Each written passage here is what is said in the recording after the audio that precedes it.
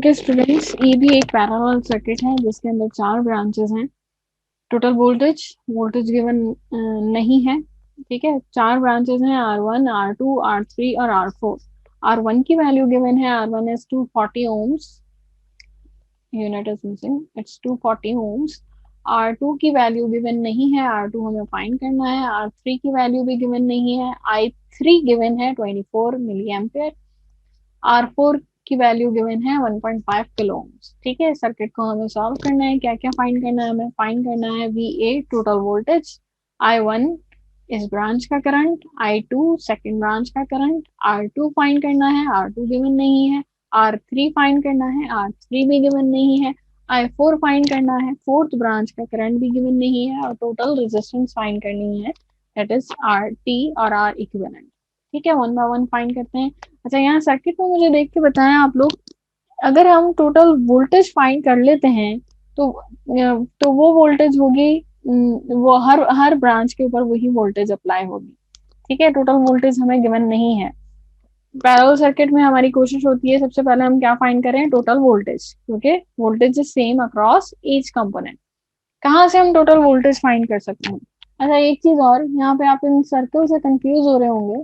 यहाँ पे 2 सर्कल दिए हुए हैं, दीज आर 2 एम मीटर्स, जो कि करंट की रीडिंग को शो कर रहे हैं। ठीक है, पहला एम मीटर करंट की रीडिंग दे रहा है 150 मिली एम्पेयर।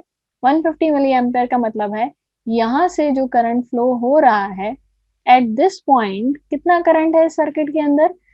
करंट है 150 मिली एम्पेयर।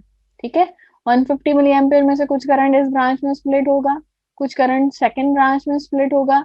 स्प्लिट होने के बाद इन दो पॉइंट पे कितना करंट है? 40 मिली एम्पेयर। ठीक है, इस 150 मिली एम्पेयर में से कुछ करंट यहाँ स्प्लिट हो गया, कुछ यहाँ स्प्लिट हो गया।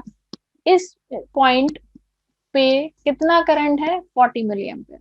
ठीक है, बाकी I3 के अंदर कितना करंट है? 24 मिली एम्पेयर। और I4 हमें फाइंड करना है। ठीक है, तो इन सर्कल से कंफ्यूज ना हो, ये सब रीडिंग बता रहे हैं कि एट दिस पॉइंट कितना करंट है इस सर्किट के अंदर, वो वैल्यू गिवन है। ठीक है, एट दिस पॉइंट कितना करंट है? 150 मिली एम्पेयर। तो यहाँ से आप अंदाजा लगा सकते हैं this is the total current. ठीक है, क्योंकि ये वोल्टेज सोर्स के साथ कनेक्टेड है, यहाँ से करंट निकलेगा। तो कितना करंट है? It is 150 milli ampere. तो this is your total current. Write it down सबसे पहले। I T is equals to 150 milli ampere. Total current कितना है हमारे पास? 150 मिली एम्पेयर। ठीक है, टोटल रेजिस्टेंस नहीं दी हुई, तो हम टोटल वोल्टेज यहाँ से नहीं निकाल सकते। ठीक है, दूसरी जगह चेक करते हैं कहाँ से हम निकाल सकते हैं। यहाँ हमारे पास वी गिवन नहीं है, तो हम यहाँ वी नहीं निकाल सकते, ब्रांच करंट भी नहीं निकाल सकते। यहाँ हमें कोई भी वैल्यू गिवन नहीं है, वी भी गिवन नहीं है, आर भी गिवन नहीं है, आई भी गिवन नहीं है। R3, R3 भी गिवन नहीं है थर्ड ब्रांच के अंदर, बट थर्ड ब्रांच का करंट गिवन है, दैट इज 24 मिली एम्पेयर। और फोर्थ ब्रांच R4, उसकी रेजिस्टेंस दी हुई है। अब वोल्टेज कहाँ से फाइंड करें? Total voltage inside the circuit. यहाँ पे हम किरचॉफ का करंट लॉ अप्लाई करते हुए वोल्टेज फाइंड करते हैं। अगर आपको याद हो, करंट डिवाइड होने के बाद यहाँ पे कितना करंट है? 40 मिली एम्पेयर। 40 मिली एम्पेयर का मतलब है 40 मिली एम्पेयर आगे की 2 ब्रांच में डिवाइड होगा। ठीक है, एट दिस पॉइंट करंट कितना है हमारे पास? 40 मिली एम्पेयर। तो नेक्स्ट 2 ब्रांचेस में जो करंट डिवाइड होगा वो कितना डिवाइड होगा? उस 40 मिली एम्पेयर में से डिवाइड होगा। यहाँ से इस ब्रांच के अंदर कितना करंट स्प्लिट हो गया? 24 मिली एम्पेयर। बाकी कितना करंट बचा? 40 माइनस 24 इज 16 मिली एम्पेयर। तो definitely in this fourth branch कितना करंट होगा? 16 मिली एम्पेयर करंट होगा। ठीक है, दोबारा से बता देती हूँ। यहाँ पे है 150 मिली ampere current, current is flowing, कुछ करंट इस ब्रांच में स्प्लिट होगा, वो करंट कितना होगा? I1।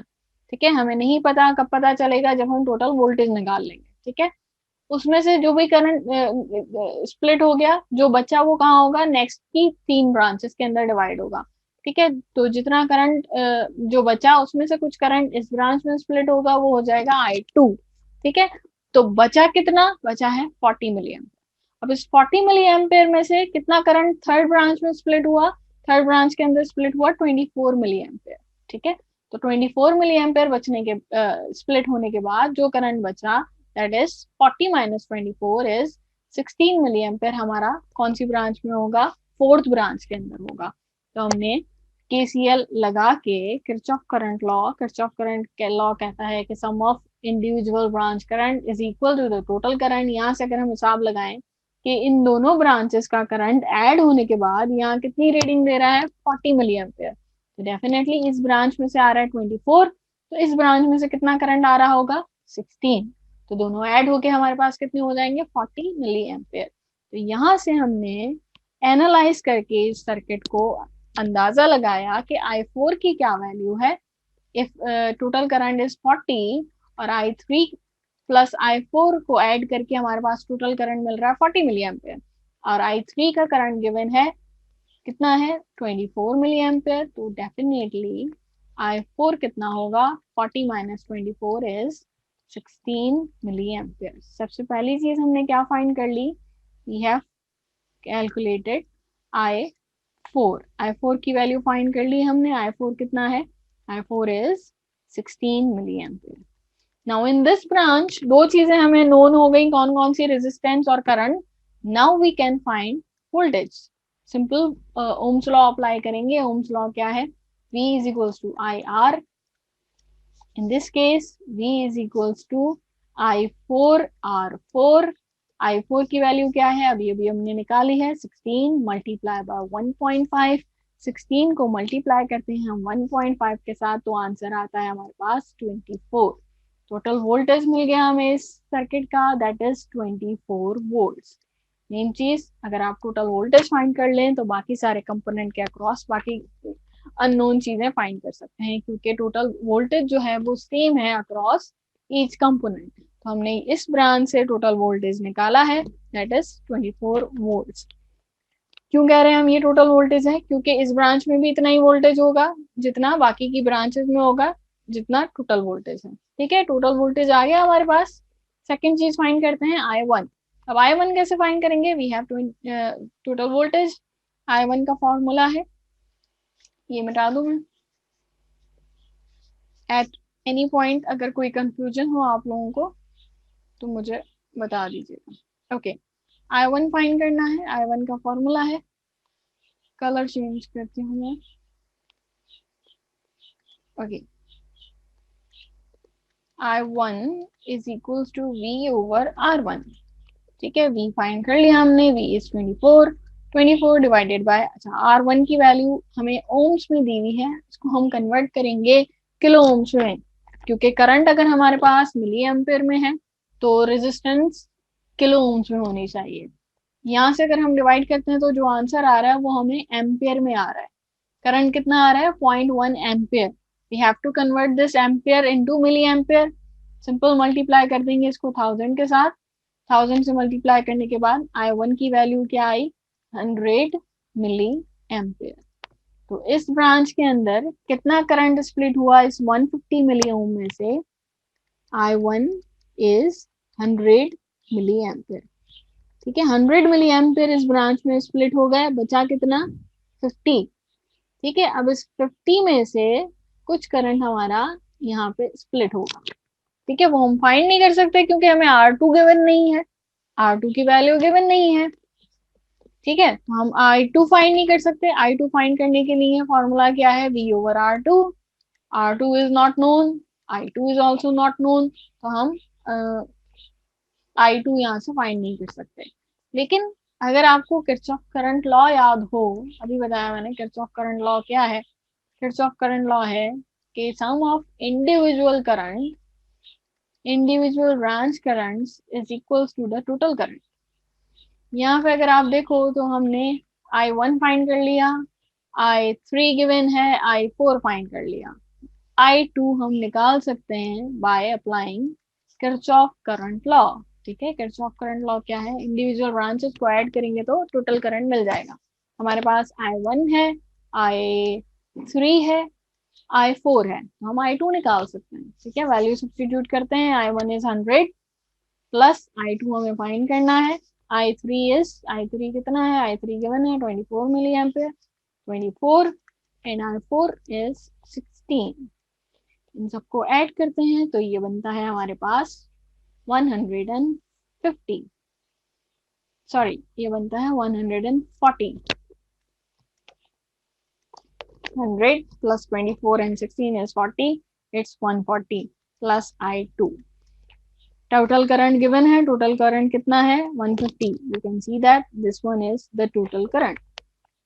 So I2 निकाल ली हमने यहाँ से. I2 is 150 minus 140 is 10 milliampere.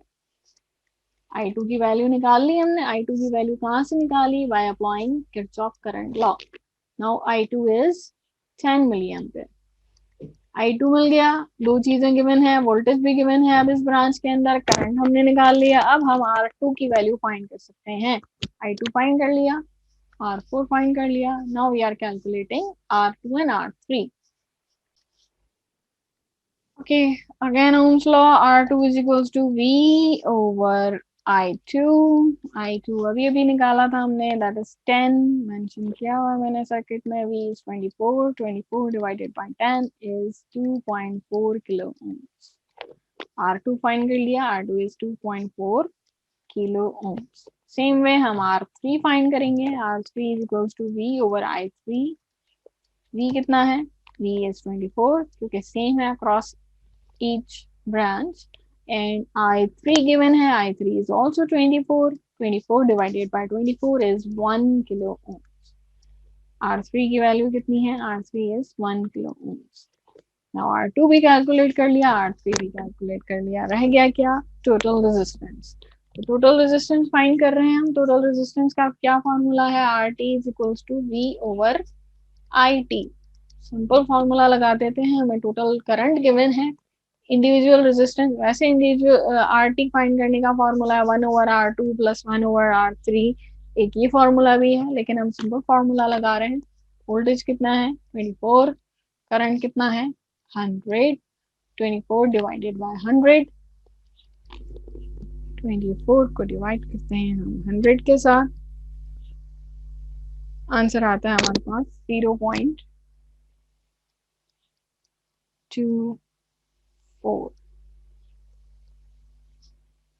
Sorry, it's not 100. IT is 150. Sorry, IT कितना है हमारे पास? IT है 150. तो 24 divided by 150. Answer is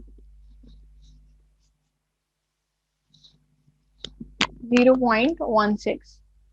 0.16 kilo ohm. इसको चेंज करेंगे ओम्स में, मल्टीप्लाई कर देंगे 1000 के साथ, तो RT की वैल्यू क्या हो जाएगी? 160 ओम्स. ठीक है. टोटल रेजिस्टेंस कितनी है? टोटल रेजिस्टेंस है 160 ओम. अगर आपको याद हो, मैंने कहा था टोटल रेजिस्टेंस कितनी आएगी. जो इंडिविजुअल सबसे छोटी ब्रांच है, यहाँ पे सबसे छोटी ब्रांच है 240 ओम्स. इससे भी कम वैल्यू आएगी टोटल रेजिस्टेंस. तो आप चेक कर सकते हैं, इससे भी कम है, दैट इज 160. मीन्स हमने अपना जो सर्किट सॉल्व किया है वो बिल्कुल सही सॉल्व किया है. ठीक है. सेम ऐसे ही क्वेश्चन आ सकते हैं पेपर के अंदर. अगर आपको सॉल्व करना आता है, यहाँ से समझ में आ गया, तो आप सॉल्व कर सकते हैं. ठीक है. कोई क्वेश्चन हो आप मैसेज में मुझे पूछ सकते हैं. Thank you so much.